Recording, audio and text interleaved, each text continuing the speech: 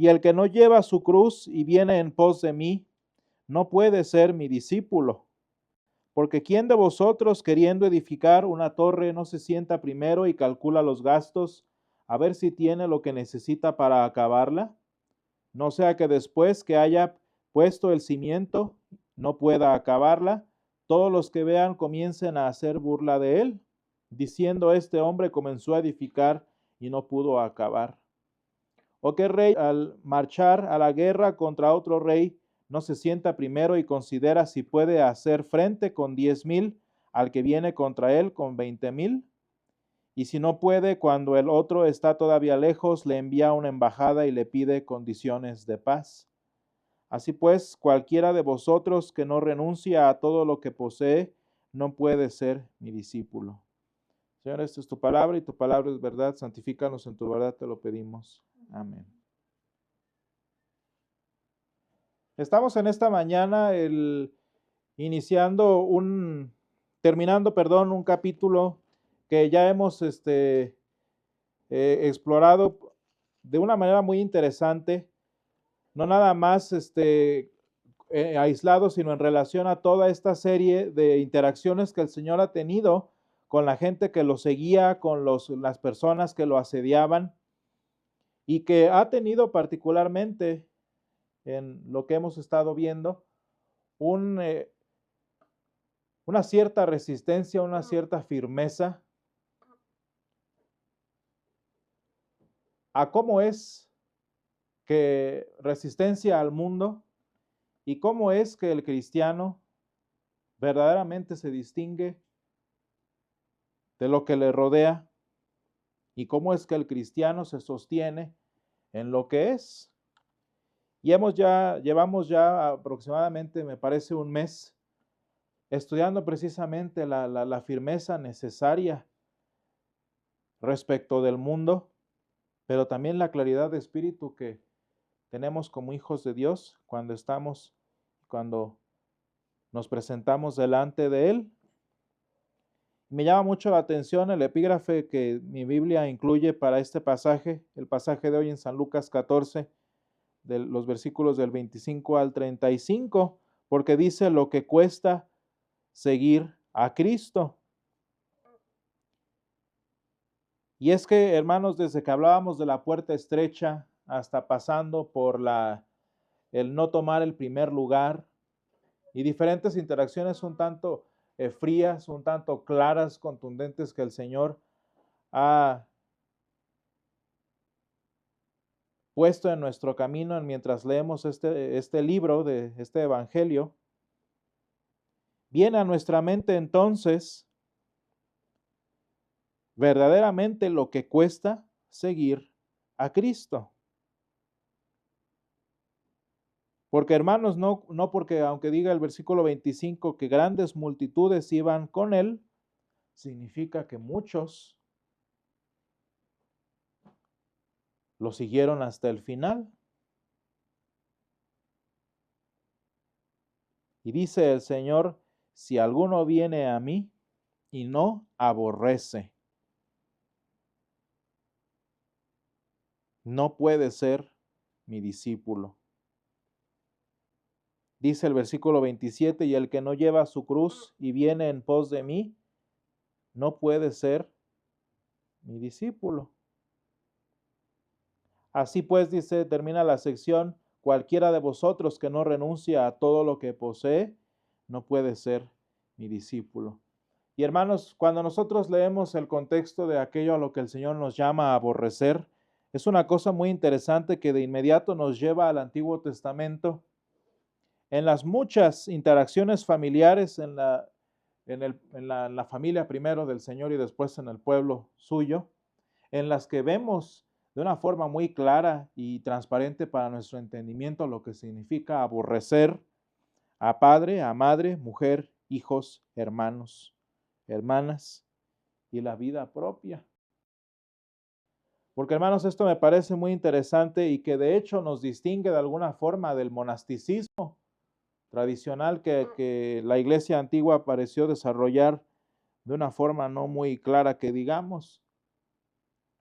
¿Qué significa aborrecer, hermanos, en el contexto del Antiguo Testamento, especialmente como cuando nos lo refiere Hebreos sobre Esaú y Jacob?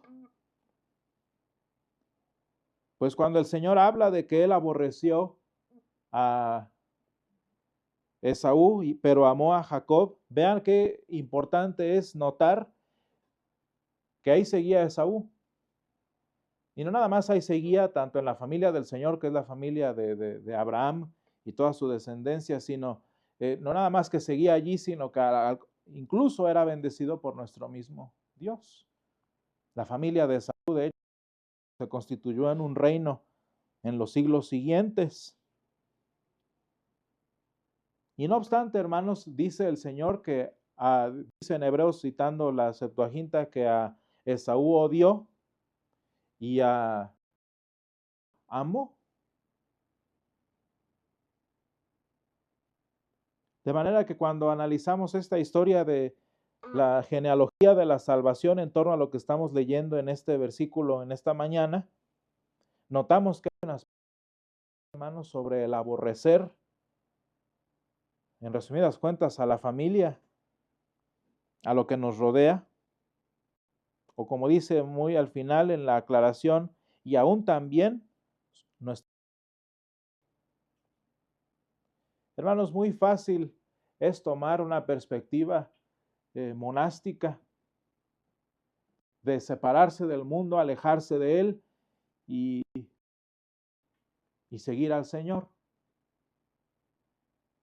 Una postura monástica que, pues de alguna manera soluciona por sí misma el problema espiritual por el que es necesario aborrecer a familia y seguir al Señor. De hecho, esta es una postura que sorprendentemente está siendo común en el mundo actual evangélico. De hecho, tengo yo un libro muy popular hace unos 4 años que se llamaba La Opción Benedictina, y realmente a lo que se refiere es entablar una cultura cristiana separada del mundo para evitar precisamente la injerencia de Satanás y de la cultura moderna, pues, que les diré que no es completamente errado, ¿verdad? Por lo menos en su objetivo. Y no obstante, hermanos, no podemos dejar de lado que cuando el Señor aborrece, no se deshace del que aborrece, sino que ahí lo deja.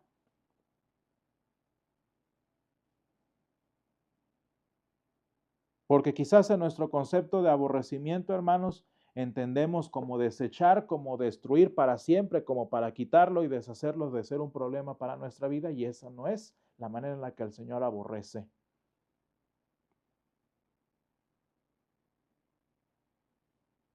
Porque, hermanos, cuando el Señor aborrece, cuando aborreció a Esaú, cuando los discípulos del Señor aborrecieron, como ellos lo hicieron en su vida en unos cuantos años después de este pasaje, ellos aborrecieron a sus familias, ahí seguían sus familias.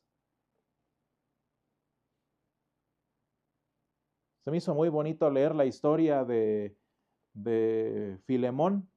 Yo creo que es la primera vez en el año cristiano, y yo creo que pues, de las poquísimas que lo hemos leído en nuestros calendarios, cómo el Señor enseñó a San Pablo a aborrecer incluso a esta persona que él había rescatado de manos del mundo cuando huyó de Filemón.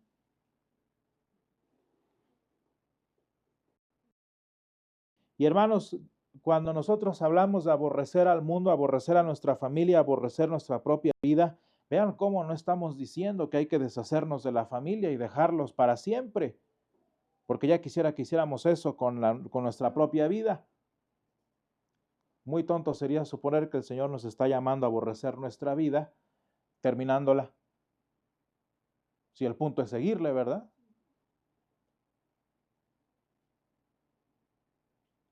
Sino, hermanos, lo que verdaderamente significa el versículo 27, el que no lleva su cruz y viene en pos de mí, no puede ser mi discípulo. Hermanos, muchas veces hemos entendido ya, tanto por las diferentes referencias a este mismo pensamiento en otros evangelios, como en este mismo, que esa cruz de la que el Señor habla, pues es nuestra propia condición humana, es el peso de nuestra propia maldad, que llevamos, como decía uno de los himnos que cantábamos hace un momento, que representa nuestro pecado, nuestra condición humana y que reconocemos y en consecuencia cargamos sabiendo que el Señor tiene cuidado de ello. Y sin embargo, hermanos, qué interesante también es considerar en esta mañana que en esa cruz de la que hemos oído tantas veces también va nuestra familia. También va nuestra vida. También va, como dice al final, el versículo 33, todo lo que poseemos. Porque, hermanos, muy sencillo sería seguir al Señor sin una cruz a cuestas.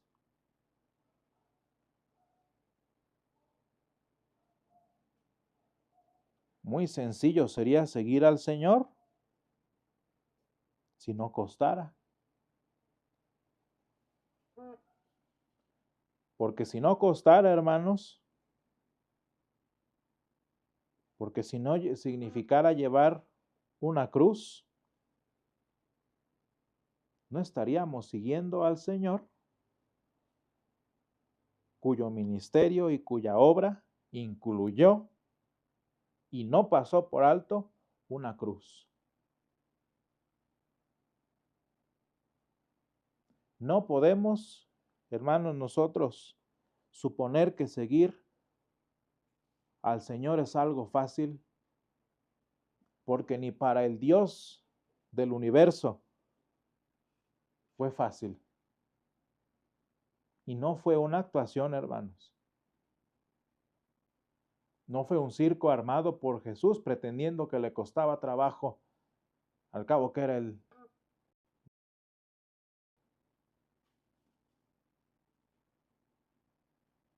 Y hermanos, la razón entonces de que cueste es que hablando de esta situación de aborrecer incluso la vida propia, tiene mucho que ver con lo que nosotros entendemos, ya sea por nuestra cultura moderna en la que estamos en este momento o por la inclinación humana natural al placer.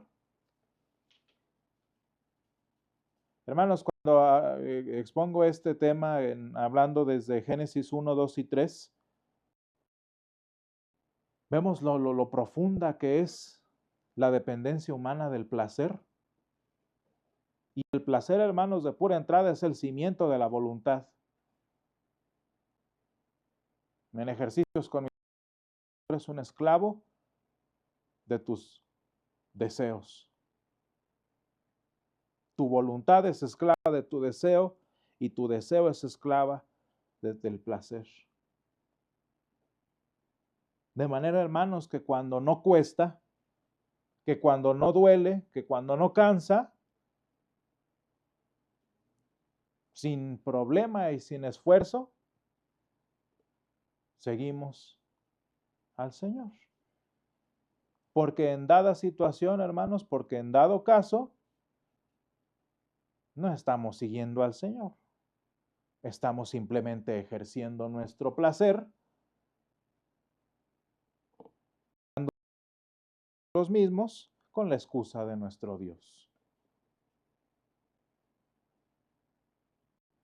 Y hermanos, el Señor Jesús dice, si alguno viene a mí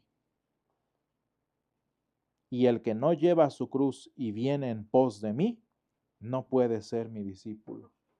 Porque hermanos, nosotros en nuestra vida cristiana no hemos sido llamados a ser discípulos nuestros o a seguirnos a nosotros mismos, como enseña la filosofía existencial secular.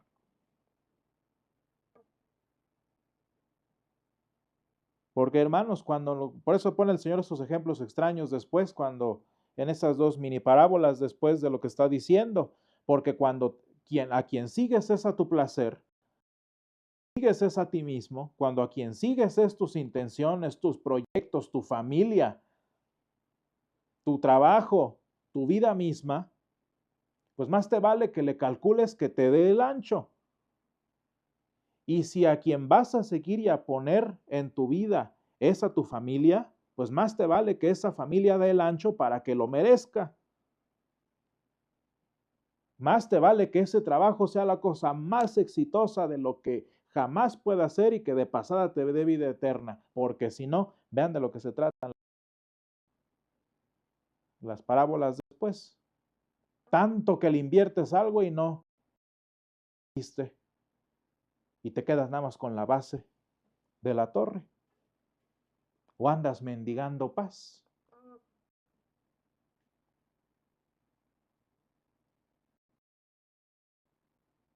Qué interesante, hermanos, es que el Señor nos llama no a seguirnos a nosotros mismos,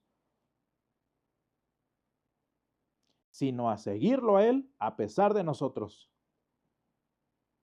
sino a seguirlo a Él cargando con la familia encima.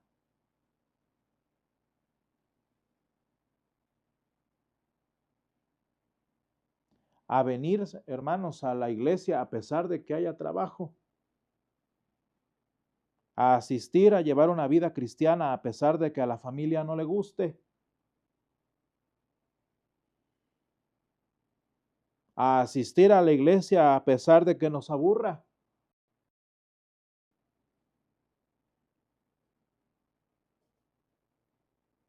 Porque solo de esa manera, hermanos, estamos verdaderamente viviendo para el Señor y no para nosotros mismos. En la escuela dominical, ¿verdad? Hablábamos de esas iglesias que ya parecen espectáculos, tienen trapecistas, obras de teatro, espectáculos de luces y humo y pirotecnia y todo eso adentro de los recintos. ¿Para qué vas a la iglesia entonces? Ve a algo más divertido, con más producción, ¿no?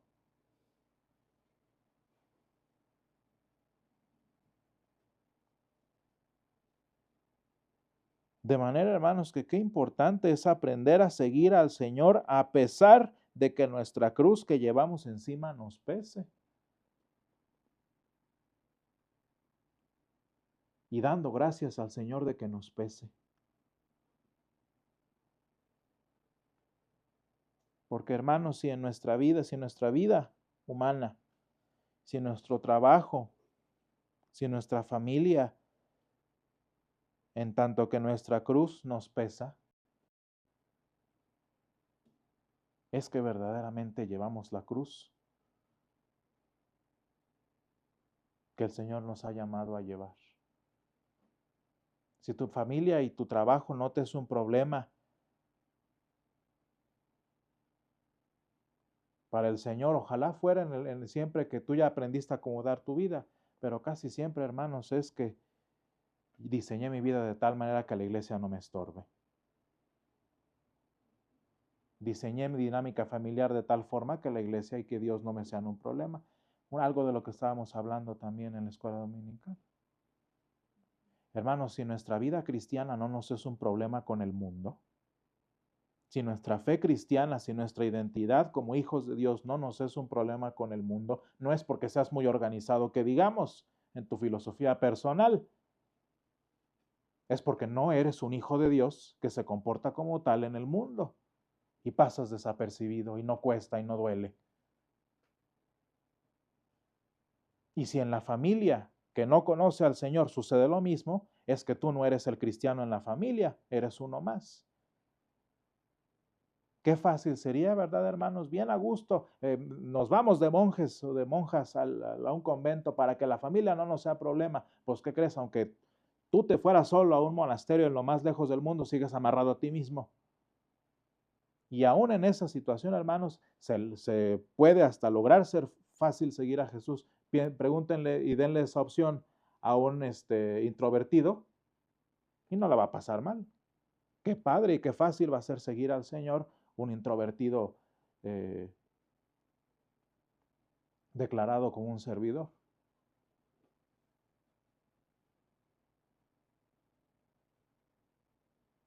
Así pues, cualquiera, dice el Señor, de vosotros que no renuncia a todo lo que posee, no puede ser mi discípulo.